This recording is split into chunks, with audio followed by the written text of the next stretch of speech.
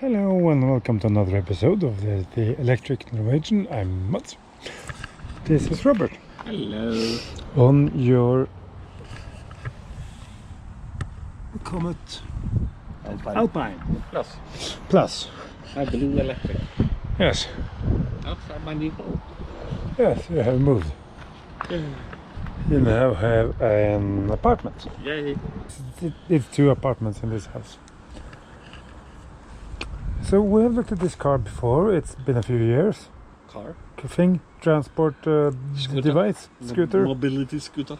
We thought we should update it because some days ago I managed to reach 700 kilometers with this and I have had it for a little bit over 2.5 years.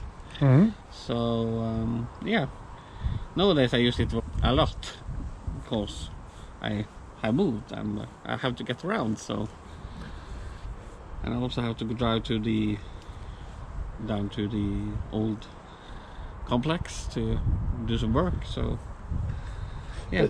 You feel this has given you you as a user, you need this thing. How has it affected your life and your ability to be an independent person? It's done very much. I can drive to the store, to the grocery store, or like here, for instance, here a month ago we had the Pride in the city, and I was feeling a little bit ill. So I said to that you could go to the downtown and go into the town, and I will come later. Then I could just go outside, take this one, and drive it, and I didn't have to worry about some taxi or someone to drive me. Yeah, I feel after I moved here, the purpose for this has changed. If you understand me, It's become more important. Yeah, you use it more. Yeah, it's become more important for me to have this because I have to be more independent. So And you feel that's a good thing. Then it's sort of a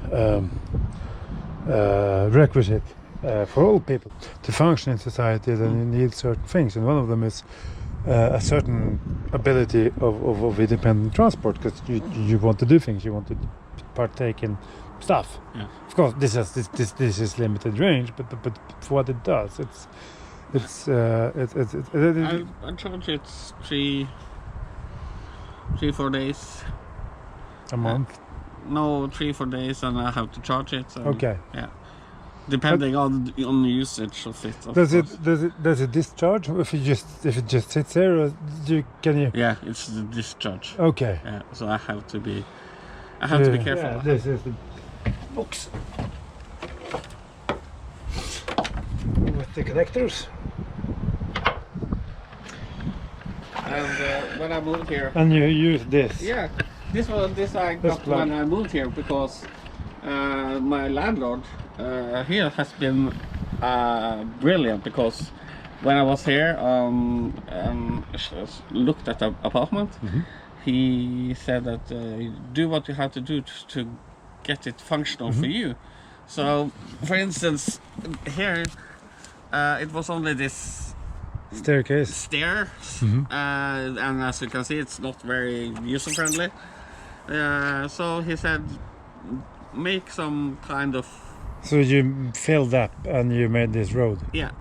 You have to cut the bush down, but apart from that, it is more accessible now. Yeah, so now I can have the scooter down here instead of park it up on the road. That's a little bit safer too. Yeah, Have you had any issues, service problems, anything is broke? it's supposed to have service once a year, but it has never had service. Okay, so it just works. Yeah. I have some issues now, so I maybe have to call the people that I got it from, because the buttons here is the buttons have gotten a little bit Sticky. or something. I think it's because it's stood outside in the rain. Yeah, but it's supposed to be. And I forgot to Used to cover it. Okay. I supposed to use the cover on this rate, but I forgot it. 704 kilometers. Mm-hmm. Says I got it in December 2019. 704.4. Yeah.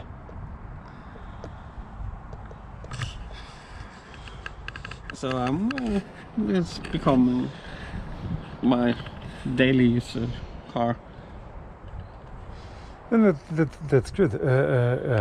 And you would recommend people to. But how much does this thing actually cost if you're supposed to buy one? I think around 5,000 euros. That's a lot of money. Yeah. 5,000 euros. You can get a used TV for that.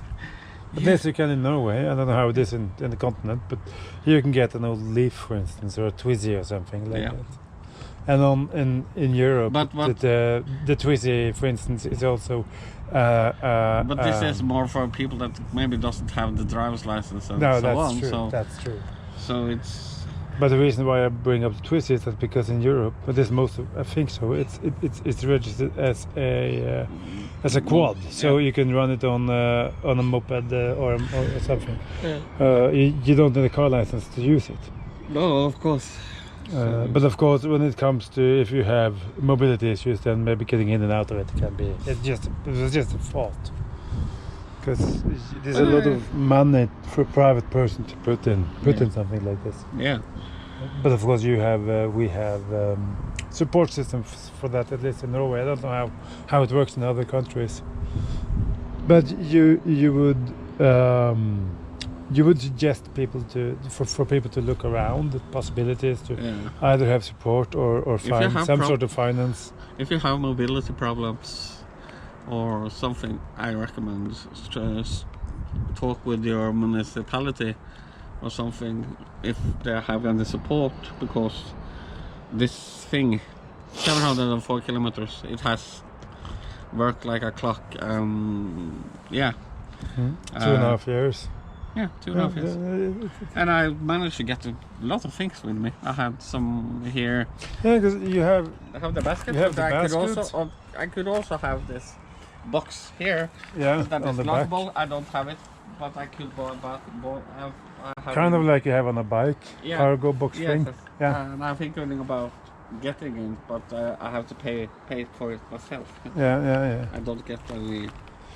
And if you put your feet up on the, you sort of have some space below as well. I have had two. What do you call it? 4 6 packs kind of on a cardboard. Yeah. Okay. So I had two of those here, and I had some groceries there, and groceries on the steering, and I had a lot of things with me. Pretty laden then. How does it function in the winter? I've not used it so much in the winter.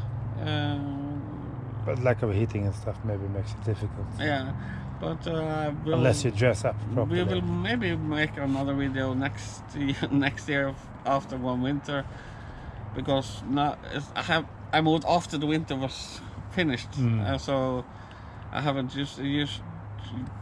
been used to use it in the winter. Yeah. I see. Okay. So you don't have any power slides. I have had. Okay. How did that go? I mean, you're here, so it's okay. But it was scary. I can imagine.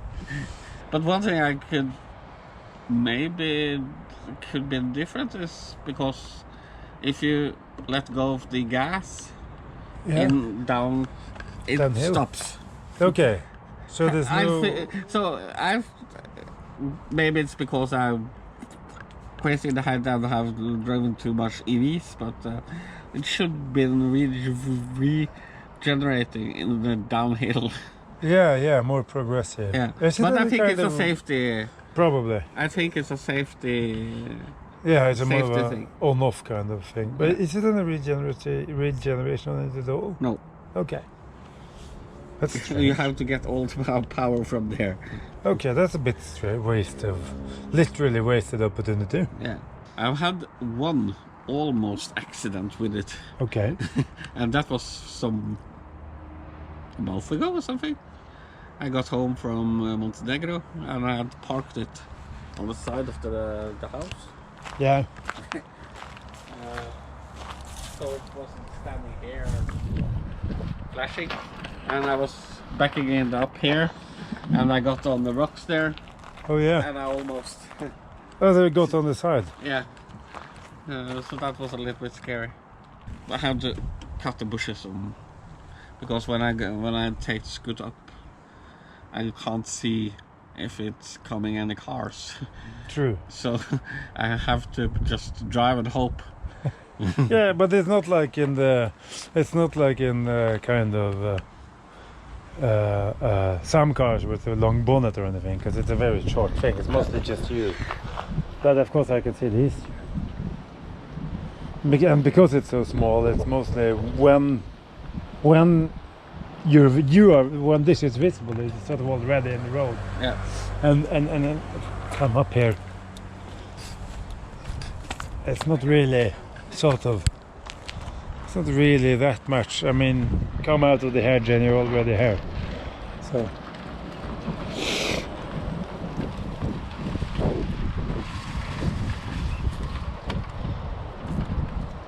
yeah.